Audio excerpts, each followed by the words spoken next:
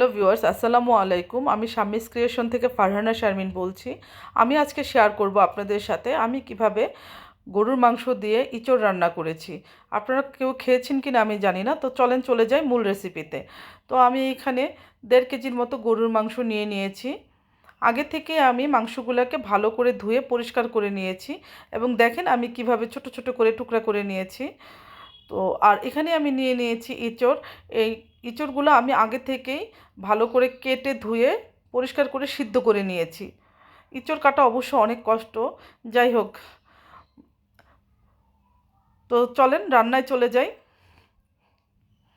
এখানে আমি চুলায় প্যান বসিয়ে দিয়েছি, এখানে দিয়ে দিয়েছি সামান্য পরিমাণ তেল। আমি খুব বেশি একটা তেল দিব না। তো এখানে দিয়ে দিয়েছি আমি পেঁয়াজের কুচি। পেঁয়াজ কুচিগুলোকে একটু ভালো করে নেড়ে চেড়ে নিব, একটু হালকা বাদামি বাদামি করার চেষ্টা করব। তো এখানে আমি দিয়ে দিচ্ছি লবণ। লবণটাকে দিয়ে আবার একটু ভালো করে পেঁয়াজের সাথে নেড়ে চেড়ে নিব। এখন দিয়ে দিব আমি গরম মশলা। গরম মশলাটাকে একটু নেড়ে চেড়ে নিব যাতে একটু হালকা একটা ফ্লেভার বের হয়। এখন দিয়ে দিব আমি রসুনের পেস্ট, দিয়ে দিব একটু আদার পেস্ট। আদা রসুনটাকে একটু ভালো করে নেড়ে চেড়ে নিব যাতে আদা রসুনের কাঁচা গন্ধটা না আসে।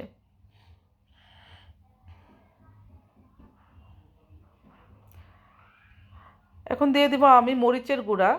আমি মরিচের গুঁড়াটা একটু বেশি দিয়েছি কারণ আমি একটু ঝাল ঝাল খাবো। দিয়ে দিয়েছি একটু হলুদের গুঁড়া, দিয়ে দিব একটু জিরার গুঁড়া। এখন একটু সামান্য পানি দিয়ে মশলাটাকে ভালো করে কষিয়ে নিব। মশলাটাকে ভালো করে কষাতে হবে যেন মশলার কোনো কাঁচা গন্ধ না আসে। তো আমি একটু সময় নিয়ে ভালো করে মশলাটাকে কষিয়ে নিচ্ছি।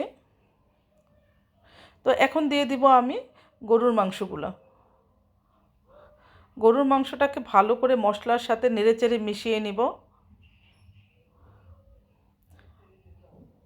এই রান্নাটা কিন্তু খেতে খুবই মজার, আপনারা একটু ট্রাই করে দেখবেন। তো এখন একটু সামান্য পানি দিয়ে আমি ঢাকনা দিয়ে ঢেকে মাংসটাকে কষানোর জন্য রেখে দেব।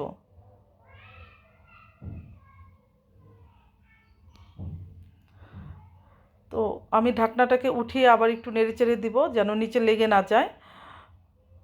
এই তো দেখেন মাংস থেকে কি পরিমাণ পানি বেরিয়েছে। এই পানি দিয়েই কিন্তু আমি মাংসটাকে ভালো করে কষিয়ে নিব। এই তো এখন আবার সামান্য একটু জলের পানি দিয়ে দিচ্ছি।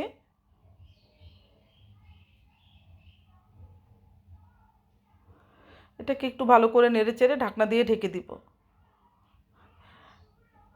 এখন কিছুক্ষণ পরে আমি আবার ঢাকনাটাকে খুলে আবার একটু মাংসটাকে ভালো করে নেড়েচেড়ে দিব, কারণ মাংস নিচে লেগে যেতে পারে। তাই মাংসটাকে ভালো করে কিছুক্ষণ পরে পরে নাড়াচাড়া দিতে হবে যাতে নিচে লেগে না যায়। তো আমি আবার একটু দেখছিলাম মাংসটা সিদ্ধ হচ্ছে কিনা, দেখলাম যে না আর কিছুক্ষণ হওয়া দরকার, তো আবার একটু ঢাকনা দিয়ে ভালো করে ঢেকে রাখলাম। তো এখন ঢাকনা খুলে আবার একটু নেড়েচেড়ে দিব, কারণ মাংস যখন কষানো হতে থাকে তখন নিচে লেগে যাওয়ার একটু সম্ভাবনা থাকে। তো এখন আমি দিয়ে দিচ্ছি ইঁচড়গুলা। ইঁচড়গুলা দিয়ে মাংসের সাথে ভালো করে নেড়েচেড়ে একটু মিশিয়ে নিব।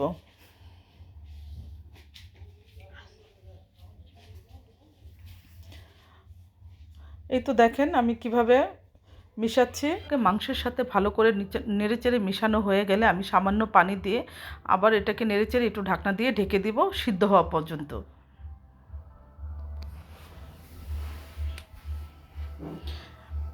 এখন আমি কিছুক্ষণ ওয়েট করে আবার ঢাকনাটাকে খুলে আবার একটু নেড়েচেড়ে দিব, কারণ নিচে লেগে যেতে পারে।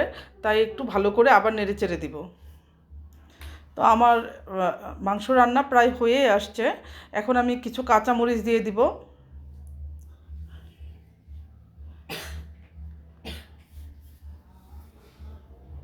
কাঁচামরিচ দিয়ে একটু ঢাকনা দিয়ে ঢেকে দিব যাতে কাঁচামরিচের ফ্লেভারটা মাংসের তরকারির সাথে সুন্দর করে মিশে যায়। এই তো আমার রান্না শেষ। এখন আমি একটু ভাজা জিরার গুঁড়া দিয়ে দিব উপর দিয়ে। এবং এই তরকারিটার বিশেষত্বই হচ্ছে যে আপনার ভাজা জিরার গুঁড়া দিতে হবে নামানোর পরে।